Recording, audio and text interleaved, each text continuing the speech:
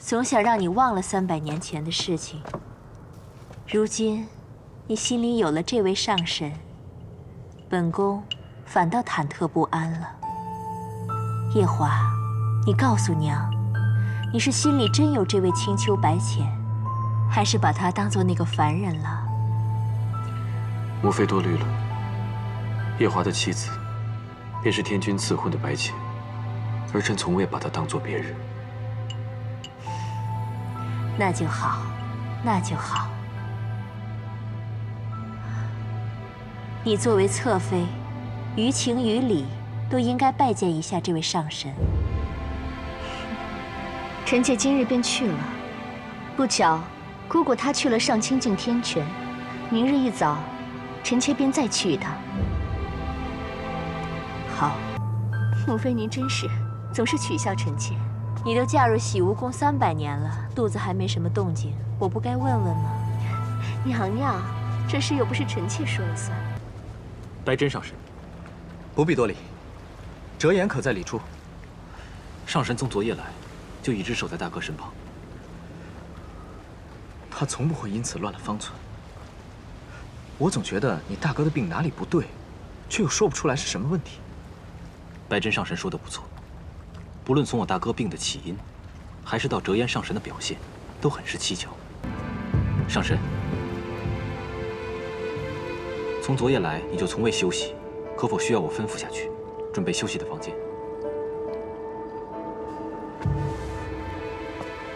不必，我已经有法子救他了。稍后我会离开几个时辰，回来的时候会带一位使者，负责调养你兄长的身子。多谢上神，多谢上神呐！小儿病了600多年了，终于有得救了。可否请你们回避一会儿？是。前日你离开，我想起你的神情和语态，总觉得有什么地方不妥。现在你又让他们都下去，难道你是有什么要紧的事要说？你倒是说呀！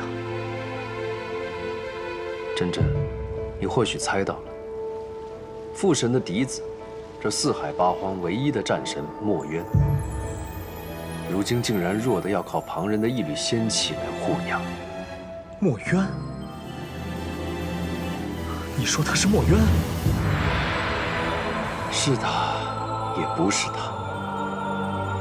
墨渊就在这里，他在西海已经600年了。你可知道，昆仑虚荒废7万年，你的16个弟子散落四海找寻你的下落。你可知道，你的小17为了保住你的仙身，每日1碗心头血，养了你足足7万年。墨渊，你终于回来了。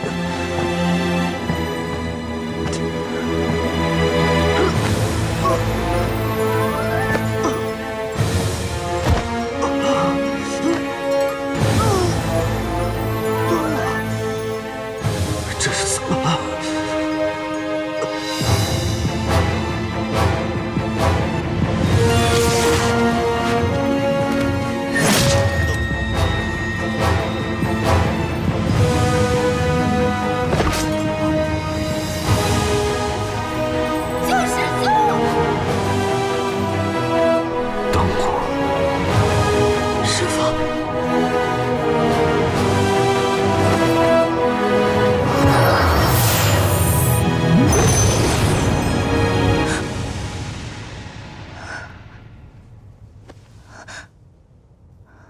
师父，好久没有梦到弱水河一战了，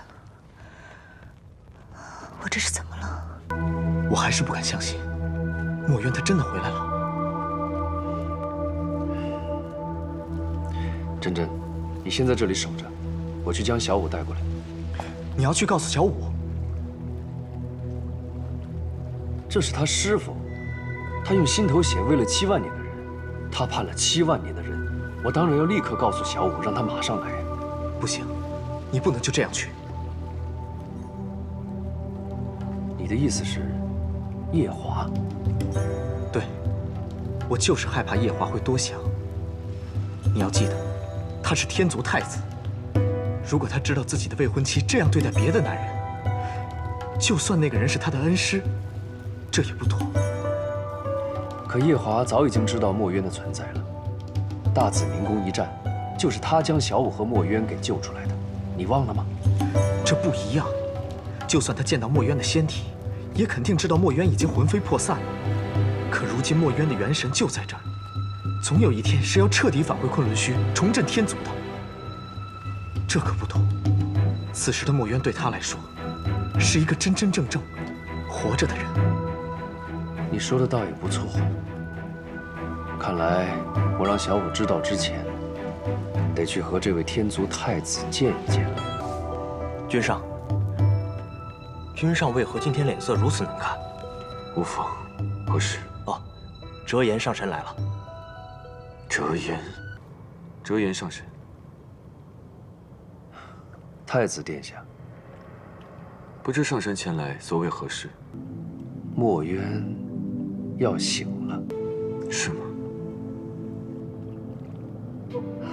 太子殿下难道就没什么想说的吗？没有，只是不知道什么时候能够醒。他如今借了西海大皇子的身体，正在慢慢的恢复元神。照眼下估计来看，大概还要7、8千年左右才能真正的回归到仙身。昨夜我去看墨渊的元神时，忽然想起小舞他拜师的那一年，他初次上昆仑虚，就是我带他去的。那时他听说墨渊是个战神，开心许久，还以为墨渊一定是那种有着3头6臂、气吞山河的上神。没想到拜完师后，他竟然还难以相信墨渊竟然长得如此模样。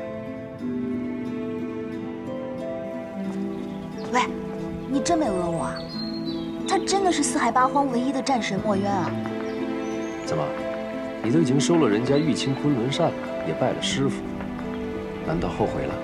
可他长得真的不像战神。我何处不像战神了？师傅，你生得如此秀气，像极了戏折子上那种与凡间小姐在后花园私会的小白脸。如何提得起轩辕剑呢？你是唯视我像小白脸？墨渊呐，墨渊，我这次真的送了你一个好徒弟，日后你可有的受了。只是一时感怀，太子殿下不要太介意。无妨。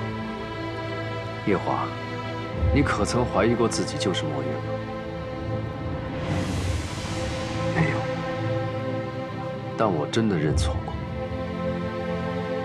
甚至于到昨晚上，都还在恍惚呢。我要去找小舞了。上神，请留步。可有什么法子，能让墨渊上神早日醒来？太子殿下竟如此想让墨渊早醒吗？这是先前这7万年来的夙愿。墨渊上神早醒一日，先前便能稍等一天。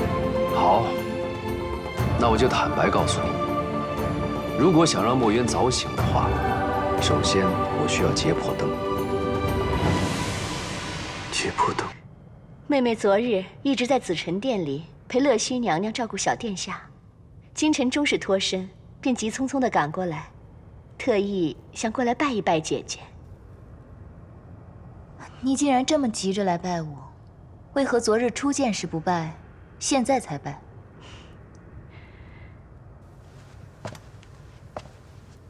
这天宫与别处有些个不同，若是一场慎重的参拜，必得收拾出合宜的礼度，方能显示出参拜者的虔诚。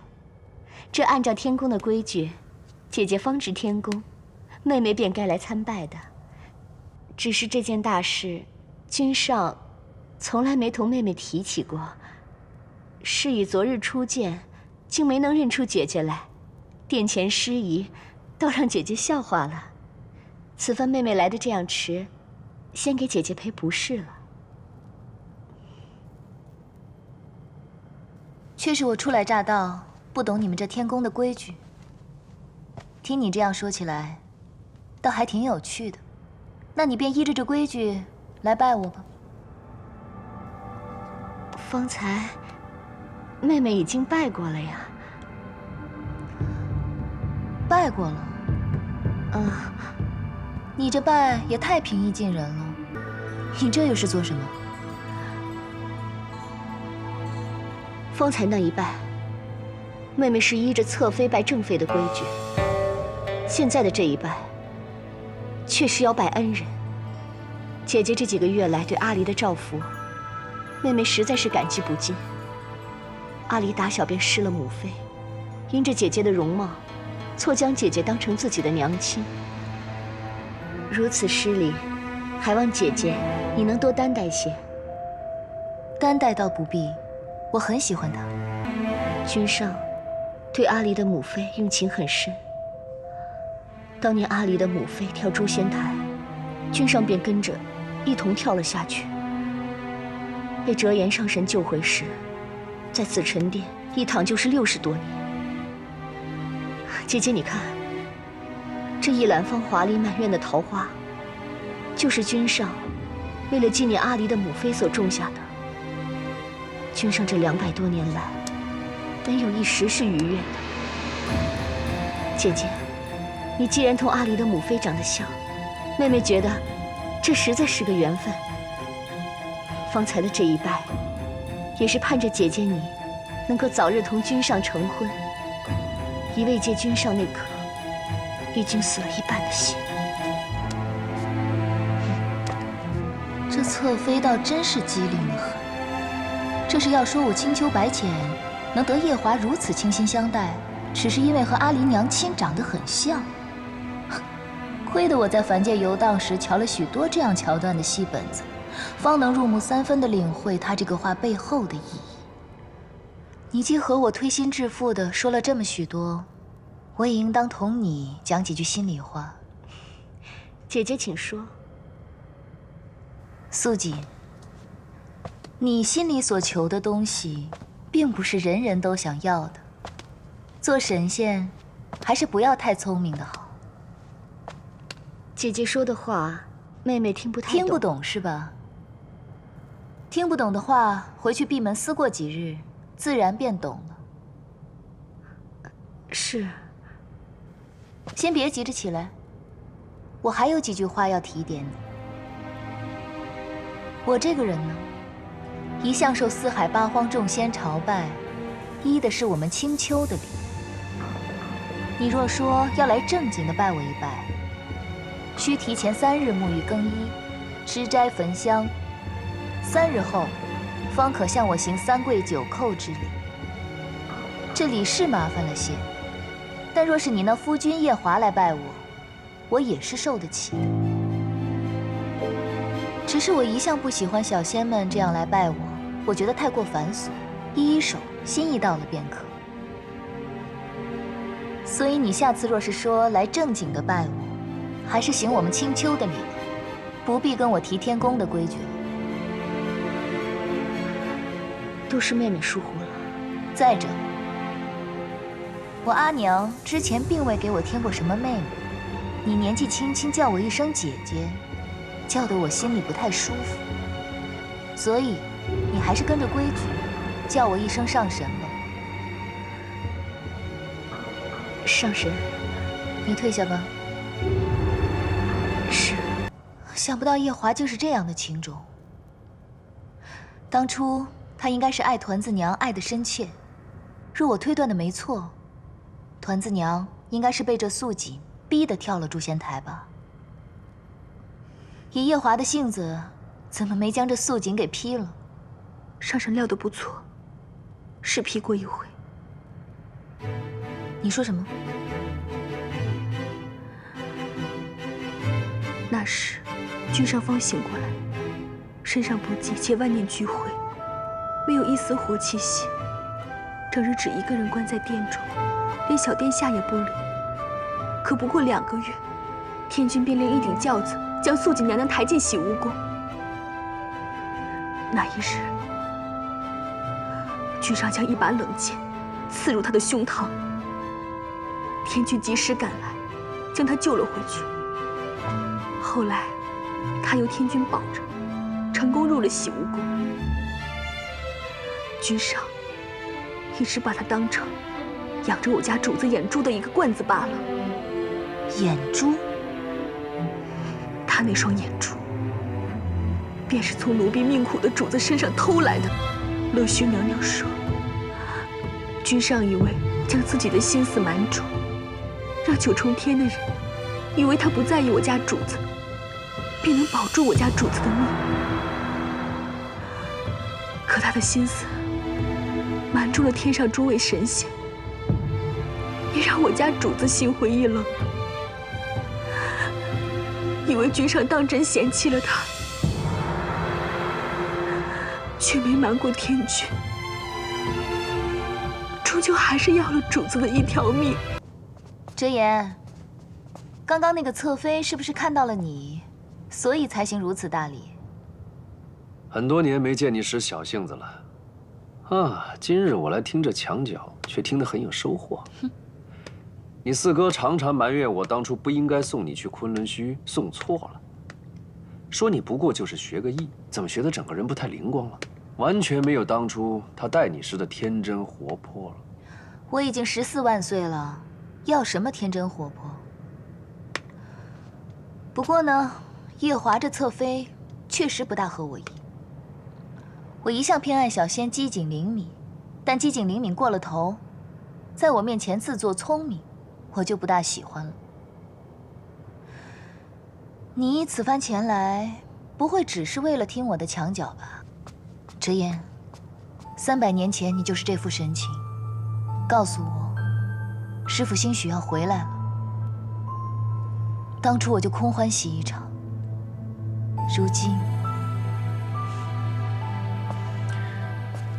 如今，我告诉你，墨渊真的要回来了，你也不寂寞。你当真不是在骗我？丫头，这次绝对不是骗你的。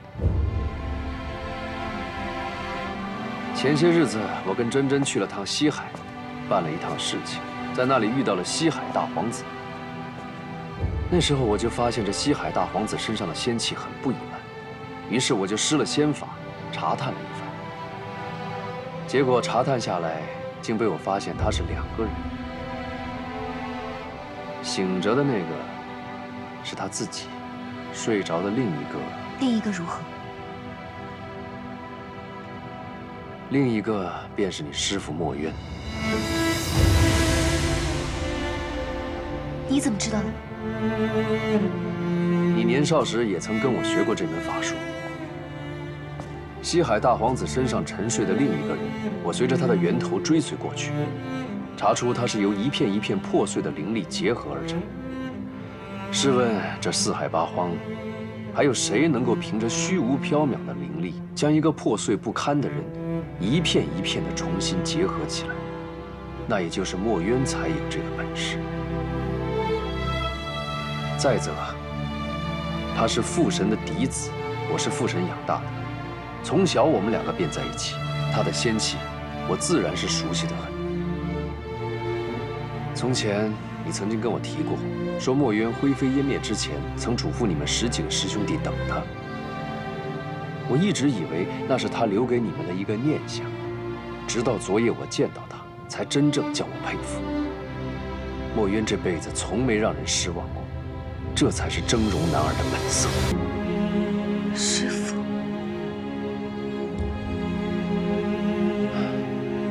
他花了7万年才到今日这个模样，如今还有一点散，需要借旁人的仙力继续调养。想必也是因为如此，墨渊才沉睡在西海大皇子的身体里，借以调养。只是不知，那西海大皇子可担得起师父？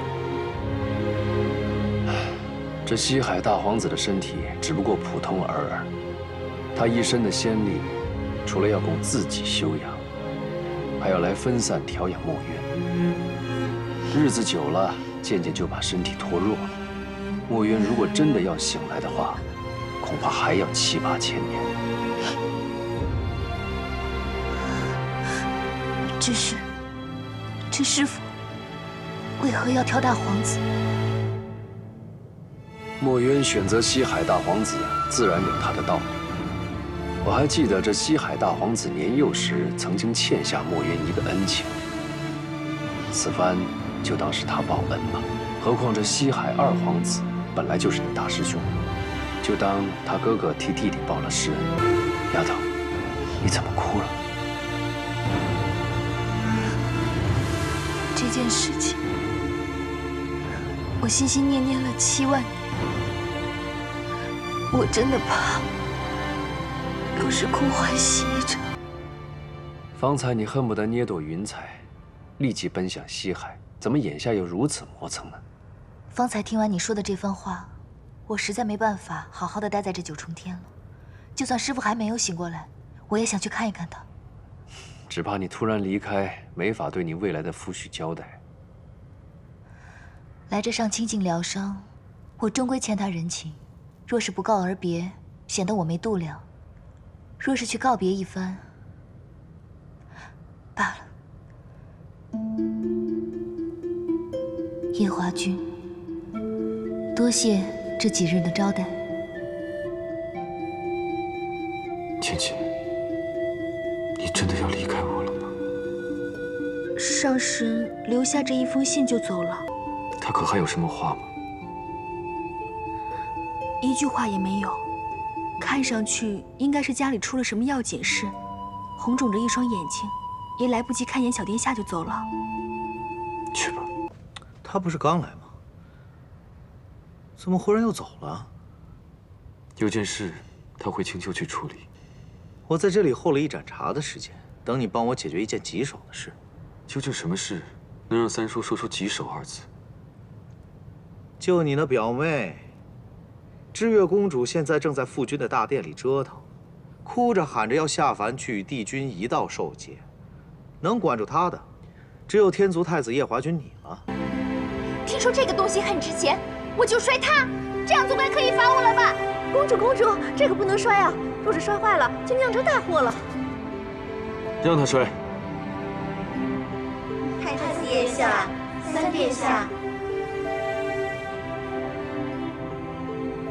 表哥，你就这么想见东华帝君？我都1个多月没有见到帝君了，我想见他，我也想陪他去历劫。凭什么那个青丘白凤九就可以陪着他，我就不可以？我明明也是公主啊，我还是你太子夜华的表妹。你是不是不惜一切都要去见他？对，不惜一切。那你就摔吧，摔完我罚你下凡历劫20年。真的吗？真的。我不是让你来劝这小丫头的吗？你怎么就让她摔了呢？明明知道是求之不得，却还不惜一切要去试的人，这天下能有几个？我为何不成全他？今天这一个个都怎么了？怪里怪气的。三叔，我真的要下凡历劫了！哎呀，我的小姑奶奶，你快别耽搁了，赶紧去找你那位求之不得的东华帝君吧。好嘞。小殿下，再耽搁不得了。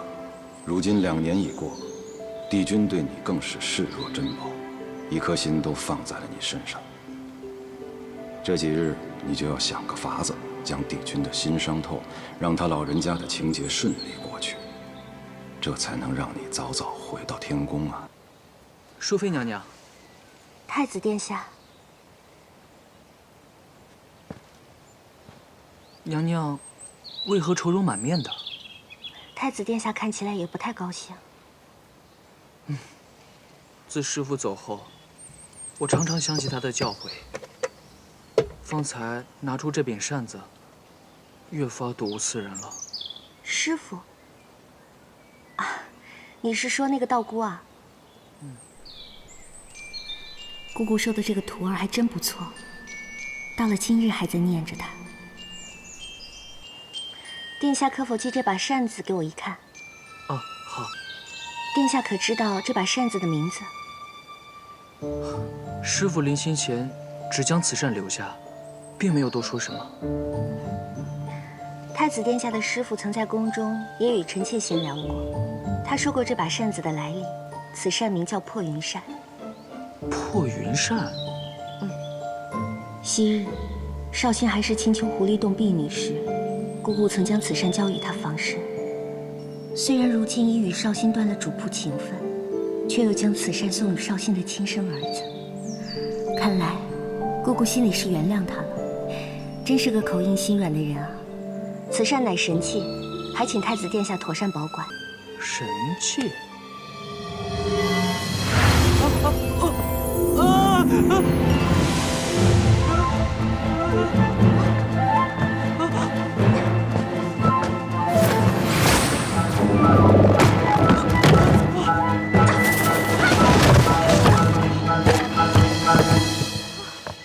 你们在做什么？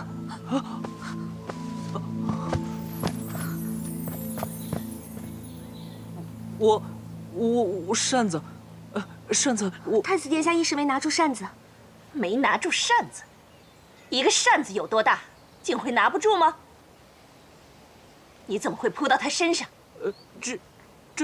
这扇子是把神仙扇子，我拿着它扇了一下，它突然变大了好几倍，吓了我一跳，我就把它扔出去了。对，太子殿下一时着急，然后我就拉了他一把，我们不小心被这凳子给绊倒了。住口！把他们俩给我看住，本宫要去见皇上。陛下，臣妾说的句句属实。方才臣妾与众嫔妃经过御花园，当真看到陈淑妃与太子抱在一处，还狡辩说这扇子是神仙扇子，拿着扇子扇了一下，这扇子就变大了好几倍，还说太子殿下一时没站稳，就把扇子扔了出去，陈淑妃却拉了太子殿下一把，就被凳子绊倒了。陛下，这扇子就在你面前，哪里有什么特别的呀？朕最后一次告诉你，这些话，倘若再从后宫任何一个人的口中说出，都是死罪。你也一样。没有陈淑妃替朕挡了那致命一剑，朕早已丧命。她待朕之情，远胜过你们这些后宫争宠的女人。父王，父王，你要相信我，儿臣是冤枉的。父王，儿臣冤枉啊，冤枉啊，父王，父王。